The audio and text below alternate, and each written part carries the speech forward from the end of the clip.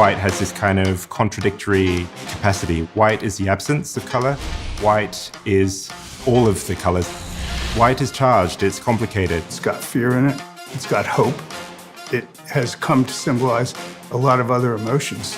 I think of Christmas snow, snowman, Christmas cookies, which I love. We turn to white when things are extreme, when they're big.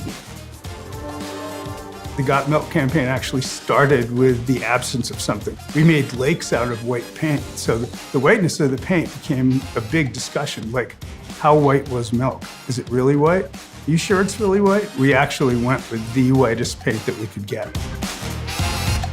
We're gonna brag. We have the whitest white, the brightest white. You actually don't need a spectrophotometer to see how white our white is. If you did a side-by-side comparison, it's no contest. We're allowing you to actually mix the white along with some of our other specialty colors. It opens it up for the artist and the designers to do a lot more. It adds a lot of versatility. What we're doing with white is really rebuilding or redesigning what's been around for hundreds of years and repurposing it for the digital market. It's really extending what you can do with digital print. It gets me excited. I think of all the possibilities of all the things that I can actually do with white.